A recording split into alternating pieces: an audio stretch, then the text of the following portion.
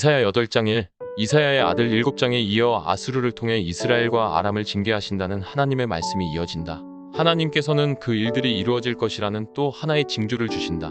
여호와께서 내게 이르시되 너는 큰 서판을 가지고 그 위에 통용군자로 마에살라라스바스라스라. 1절. 내가 진실한 증인 제사장 우리야와 여베레기야의 아들 스가랴를 불러 증언하게 하리라 하시더니 2절. 내가 내 아내를 가까이 하매 그가 임신하여 아들을 낳은지라 여호와께서 내게 이르시되 그의 이름을 마엘셀라라스바스라 하라. 3절.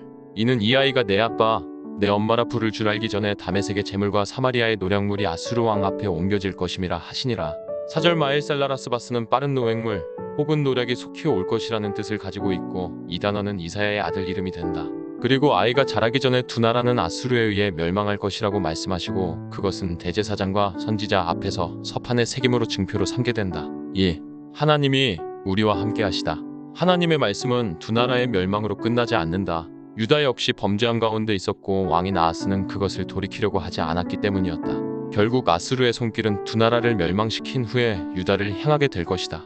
여호와께서 다시 내게 말씀하여 이르시되 5절. 이 백성이 천천히 흐르는 실로아 물을 버리고 르신과 르말리아의 아들을 기뻐하느니라. 6절. 천천히 흐르는 실로아의 물은 예루살렘을 흐르는 물줄기로 하나님의 도우심을 상징한다. 유다는 하나님이 자신들과 항상 함께 하심에도 그것을 신뢰하지 못하고 두려움에 빠져 외세를 의지하였음을 지적하신다. 르신과 르말리아의 아들은 아람과 이스라엘의 왕이고 기뻐한다는 표현은 영향을 받는다고 이해할 수 있다.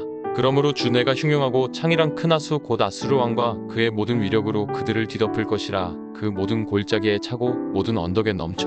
7절. 흘러 유다에 들어와서 가득하여 목에까지 미치리라. 임마누엘이여 그가 펴는 날개가 내 땅에 가득하리라 하셨느니라. 8절. 결국 잔잔히 흐르는 주의 도우심을 거부하고 그들은 급격히 흐르는 아수르의 물결에 휩싸이게 된다. 그것은 모든 나라를 삼키고 가득 채우게 될 것이다. 모든 것이 다 끝난 것처럼 보일 것이다. 그러나 아직 희망이 있다. 그곳은 임마누엘의 땅이기 때문이다. 너희 민족들아 함성을 질러 보아라. 그러나 끝내 패망하리라. 너희 먼 나라 백성들아 들을지니라. 너희 허리를 동이라. 그러나 끝내 패망하리라. 너희 허리에 띠를 띠라. 그러나 끝내 패망하리라. 9절. 너희는 함께 계획하라. 그러나 끝내 이루지 못하리라. 말을 해보아라. 끝내 시행되지 못하리라. 이는 하나님이 우리와 함께 계심이니라. 10절. 이 외침은 임마누엘을 신뢰하는 외침이라고 할 수 있다. 모든 외세가 유다를 황폐하게 만들지라도 그래서 유다를 멸망시키려 할지라고 그것은 실패할 것이다. 임마누엘, 하나님이 우리와 함께 하시기 때문이다. 이사야는 하나님께서 자신에게 이 백성들과는 다른 길, 거룩한 길을 가라고 명령하셨음을 전한다. 여호와께서 강한 손으로 내게 알려주시며 이 백성의 길로 가지 말 것을 내게 깨우쳐 이르시되 11절. 이 백성이 반역자가 있다고 말하여도 너희는 그 모든 말을 따라 반역자가 있다고 하지 말며 그들이 두려워하는 것을 너희는 두려워하지 말며 놀라지 말고 12절. 만군의 여호와 그를 너희가 거룩하다 하고 그를 너희가 두려워하며 무서워할 자로 삼으라. 13절. 그 길은 오직 하나님만을 경외하는 길이다. 세상의 왕이나 권력이 아닌 오직 하나님만을 두려워해야 할 대상으로 삼아야 한다는 것은 그 외의 어떤 것에도 흔들리지 않는 믿음을 가지도록 한다. 그것은 임마누엘 곧 하나님이 함께 하시기 때문이다.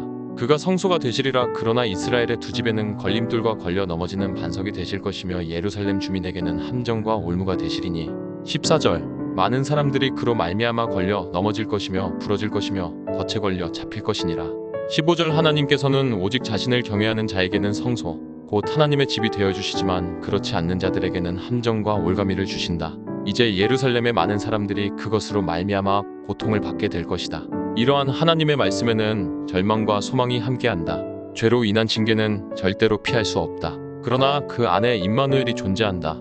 이사야는 이러한 말씀들을 증표로 남겨두겠다고 전한다. 너는 증거의 말씀을 싸매며 율법을 내 제자들 가운데에서 봉함하라. 16절. 이제 야곱의 집에 대하여 얼굴을 가리시는 여호와를 나는 기다리며 그를 바라보리라.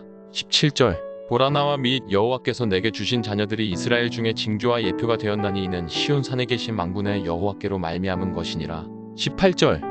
이제 곧 심판의 시기가 찾아온다. 그것은 절망에 가까운 것이다. 그러나 이사야는 그 절망의 시간 속에서 하나님께서 주신 징표를 신뢰하며 임마누엘의 역사를 기다리겠다고 선언한다.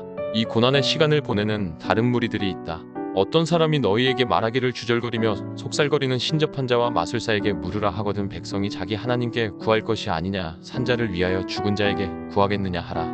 19절. 마땅히 율법과 증거의 말씀을 따를지니 그들이 말하는 바가 이 말씀에 맞지 아니하면 그들이 정령 아침 빛을 보지 못하고 20절. 이 땅으로 헤매며 공고하며 굶주릴 것이라. 그가 굶주릴 때에 격분하여 자기의 왕과 자기의 하나님을 저주할 것이며 위를 쳐다보거나.